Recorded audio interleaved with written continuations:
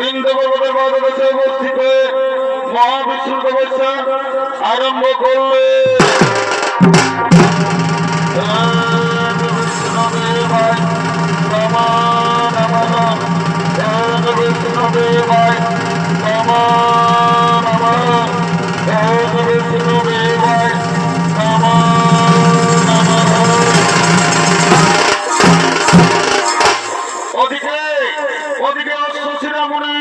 বিন্দু পর্বতের পাদদেশে মহাবিষ্ণু তপস্যা করার জন্য আগমন করছে।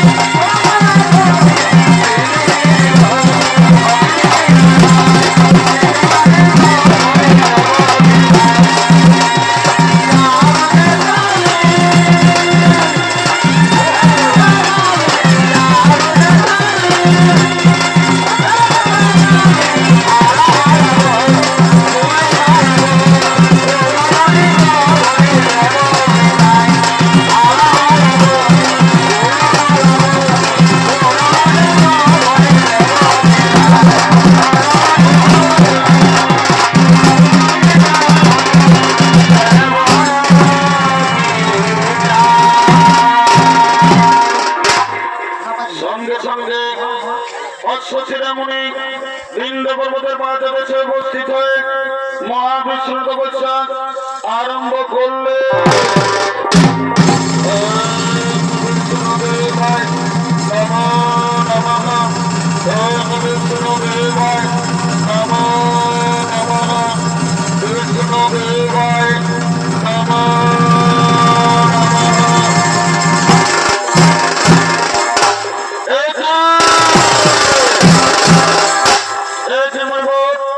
তুমি আমার আশ্রমে তপস্যা করছো কেন? আমি আমার আশ্রমে কাউকে তপস্যা করতে দেবো না। তোমার কি তপস্যা করার কোনো জায়গা নেই।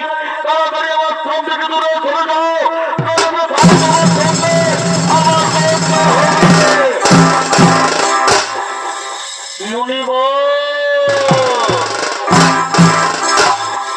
এই আশ্রম তো মহাবিষ্ণু ভূমি, এই আশ্রম তোমার নয়, এই আশ্রম আমার নয়।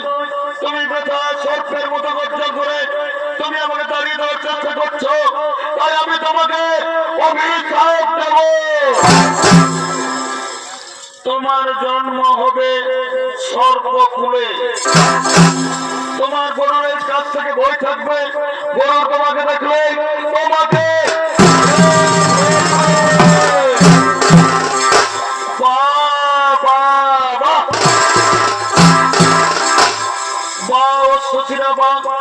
তোমার ক্রোধ এবং মুখের বাচালতা কম নয়।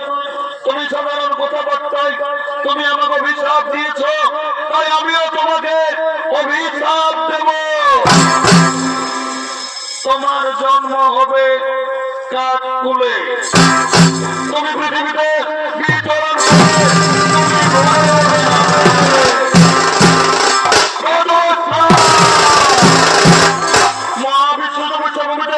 তুমি আমাকে অভিশাপ দিয়েছ, আজ আমি তোমাকে মেরে শেষ করবো।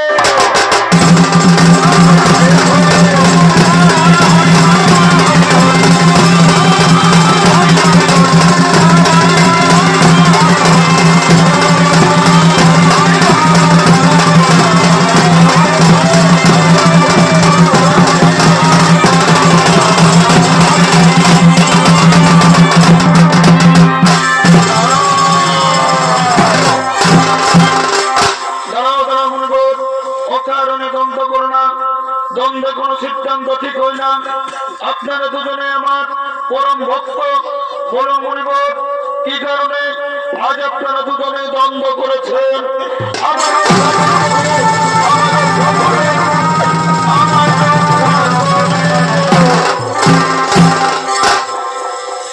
প্রভু প্রভু অকারণে অশ্বশিরা মুনি আমাকে অভিশাপ দিয়েছে, আমার জন্ম হবে সর্বগুলে, আমার গরুরের কাছ থেকে বই থাকবে, গরুর আমাকে দেখলে আমাকে কে ফেলবে, তাই আমাকে রক্ষা করুন প্রভু।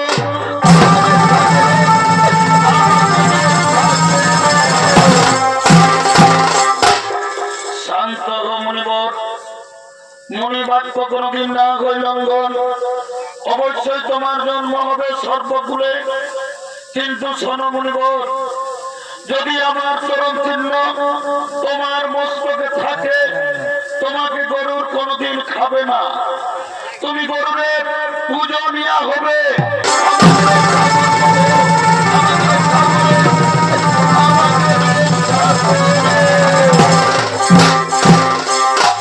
হে প্রভু অকারণে বেদস্রা মুনি আমাকে অভিশাপ দিয়েছে, আমার জন্ম হবে কাক তুলে, তাই আমাকে রক্ষা করুন প্রভু।